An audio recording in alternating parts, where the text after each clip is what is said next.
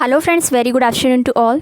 आज की इस वीडियो में आपको करवाने वाली हूँ बीएड फर्स्ट ईयर की प्रैक्टिकल फाइल से रिलेटेड जो भी वाइवा के क्वेश्चन पूछे जाने वाले हैं, ठीक है, डिस्कस करेंगे। और फाइल का नाम रहेगा अंडरस्टैंडिंग द सेल्फ, ठीक है। ये आपकी फ़ाइल नंबर 3 है। 2 फाइलें मैं पहले आपके साथ डिस्कस कर चुकी हूँ, उनसे रिलेटेड क्वेश्चंस क्या पूछेगा एग्जामिनर ये भी बता चुकी हूँ, तो उन वीडियोज़ को ज़रूर देख लेना, लिंक डिस्क्रिप्शन में है, ठीक है। चलिए, अंडरस्टैंडिंग द सेल्फ, ठीक है। अपने आप को समझना, जानना, किसके लिए, ये दोनों की बात हो रही है यहाँ पर, स्टूडेंट की भी और टीचर की भी। ये आपको समझते हुए चलना है। और बच्चा स्वयं को कैसे पहचाने, ठीक है, इस पर भी बात करेंगे। तो यही होता है अंडरस्टैंडिंग द सेल्फ। तो इससे रिलेटेड क्या क्वेश्चन बन सकता है, देखिए, एडल्ट और चाइल्ड के बीच का जो गैप होता है ना, अब आपको पता है कि हमारे मॉम डैड की जो थिंकिंग है वो थोड़ी सी अलग है, हमारी जनरेशन की अलग है, उससे पहले जो जनरेशन रही होगी मम्मी पापा से भी पहले, उनकी अलग है। तो कहने का मतलब है पीढ़ी दर पीढ़ी जो है सोच बदलती रहती है। हमारी सोच में और जो छोटे बच्चे हैं उनकी सोच में थोड़ा अंतर देखने को मिलेगा ही मिलेगा। तो उस हिसाब से आपको इस चीज़ को समझना है, इस कॉन्टेक्स्ट में समझना है कि अंडरस्टैंडिंग द सेल्फ क्या है, ठीक है। तो इस गैप को आप कैसे पूरा करेंगे, बच्चे को प्रेशराइज़ नहीं करना है, लर्निंग में कहाँ पे कमी आ रही है, सीखने समझने में, उसको आपको कवर करना है। तो ये सारी बातों का ध्यान आप रखेंगे। पहला पॉइंट है यहाँ पर, बदलाव ही केवल स्थायी है ना।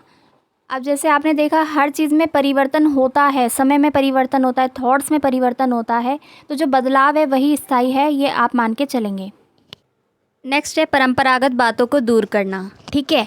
कुछ पुरानी बातें होती हैं जिनको लेकर हम आगे बढ़ते हैं, लेकिन हमें टाइम के हिसाब से, टाइम के साथ, समय की आवश्यकताओं के अनुसार कार्य करना चाहिए, ठीक है, और बच्चों के साथ आगे बढ़ना चाहिए। माता पिता निराशावादी दृष्टिकोण त्याग दें, ठीक है। अब कई बार होता है कुछ पेरेंट्स क्या करते हैं, कहते हैं कि तेरे से तो कुछ नहीं होगा, है ना, अपने बच्चे को डिमोटिवेट कर देते हैं। तो ऐसा नहीं करना चाहिए। अगर बच्चा अच्छा नहीं कर पा रहा है, बेहतर नहीं कर पा रहा है, तो उसको मोटिवेट करना चाहिए, ना कि कंपेयर करें।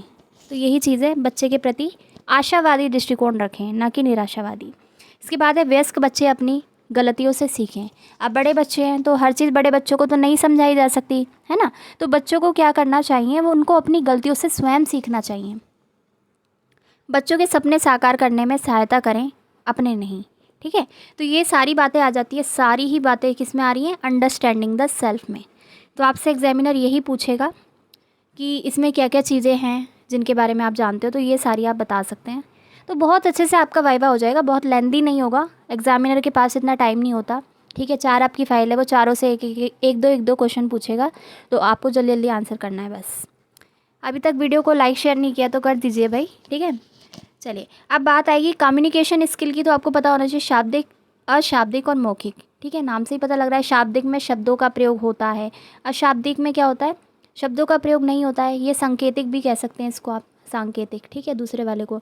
मौखिक होता है जो मुंह के द्वारा आप बोलते हैं, ठीक है, और दूसरा व्यक्ति उसे सुन सकता है। तो कम्युनिकेशन की ये 3 स्किल है, ठीक है। संप्रेषण कौशल जिसे कहेंगे हम। आत्मविकास क्या है, खुद को जीवन में नई ऊंचाइयों पर पहुंचाना, यही विकास है। स्वयं विकास की प्रक्रिया क्या होती है, स्वयं के बारे में जागरूकता विकसित करना, ठीक है, अपने बारे में पहले जानो। इसके बाद है स्व विकास के तरीके अपनाना, जैसे कि रचनात्मक व्यवहार, समय प्रबंध यानी कि टाइम मैनेजमेंट, ज्ञान का उन्नयन, ज्ञान को बढ़ाना, ठीक है। ये सारी चीज़ें आ जाएगी। इससे क्या हो सकता है, व्यक्ति का या बच्चे का स्वयं का विकास होता है, यही विकास की प्रक्रिया भी है। तो स्वयं के बारे में जागरूकता विकसित करने में 2 चीज़ें आ जाती हैं, वह बातें जो व्यक्ति जानना चाहता है, ठीक है, और वह बातें जो खुद नहीं जानता, अन्य जानते हैं। तो ये 2 तरह की बातें आती हैं इसमें, इसको आप पढ़ लेंगे, ठीक है। आगे है इसमें व्यक्तित्व यानी पर्सनैलिटी के डेवलपमेंट के क्या क्या तरीके हैं। सामाजिक बातचीत से दूर मत रहें, ठीक है। अब कोई कन्वर्सेशन हो रही है, सोशल कन्वर्सेशन हो रही है, उसमें आपको इन्वॉल्व होना है, ध्यान से सुनना समझना है, ताकि आप समाज के सभी मूल्यों को समझ पाएँ। इससे क्या होगा, इससे आपके व्यक्तित्व का विकास होगा। सेकंड है अपनी सकारात्मकता को पहचानें, जो आपकी पॉजिटिविटी है उसको पहचानें, आप अपने कंफर्ट जोन से बाहर आएँ, ठीक है।